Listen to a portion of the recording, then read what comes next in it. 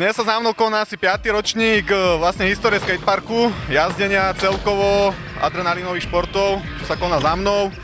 A kategórie sú tu, je to tu rozdelené na freestyle BMX, freestyle MTB, potom je tu longboard, skateboard a ešte parkour a free running, čo vlastne chalani skáču vlastným telom a také tí telocvičňové a fitness, také partičky, ktoré troška prehodili na street a vyzerá to fakt dobre.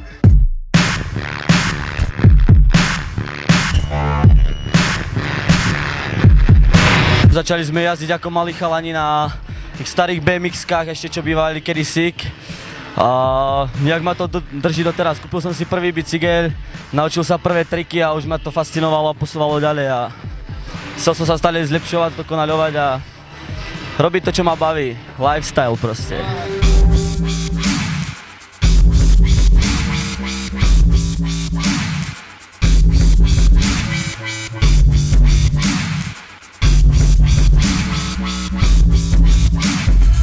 Samozrejme pri jazdení sa spájajú aj príjemné veci, ale takisto aj úrazy a rôzne nepríjemnosti.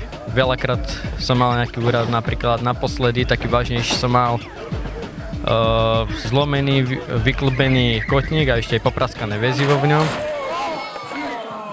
Táto akcia, ktorá teraz prebieha 5th Anniversary Contest, tak sme išli točiť strašne hustú pozvanku.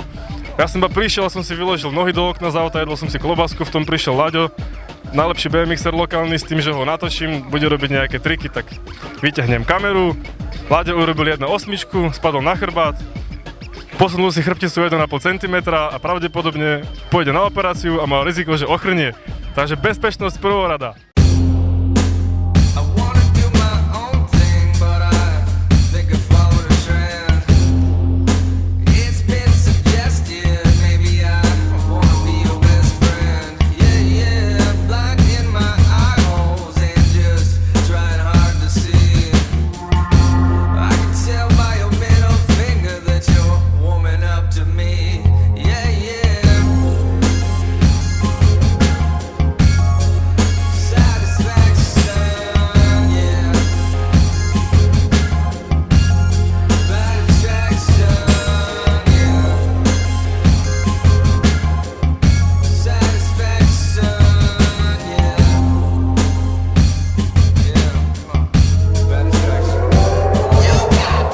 Je to koníček ako každý iný, len vyzerá to nebezpečnejšie a treba na to chrániť, že človek musí počítať s nejakými zraneniami, úrazmi. Prednedávnom sa mi stal úraz, na Mestove sme jazdili, bude sa tam konať slovenský pohár Nordkult a testovali sme prvé skoky, už máme postavený na skakovák 8 metrový a je tam prvý dirt, čo má nejakých 6 metrov.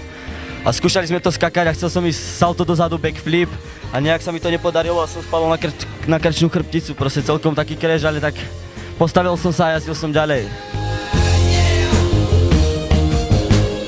Veľa ľudí tieto veci podceňujú, hlavne s tým chalani začínajú, že nenosia chrániče, nenosia prilby. Ja keď som začínal, tak prvý úraz som si spravil tým, že som nemal chrániče, som mal 15 štychov a roztrhnutý sval na lidku a jednoducho vtedy povedali, že zabijem radšej tých 5 sekúnd, to čo si to nahodím pred jazdením na nohy a na seba na hlavu helmu a radšej ako by som mal potom sedieť doma, že ja debil.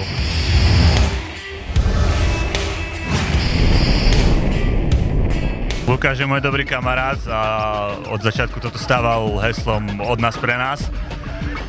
A chodím tu relatívne často.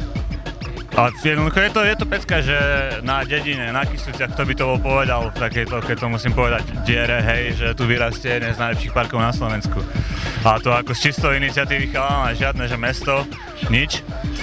Príde, oprel sa do toho a jednoducho spravil park a každý príde, otvorí papuľu, že čo.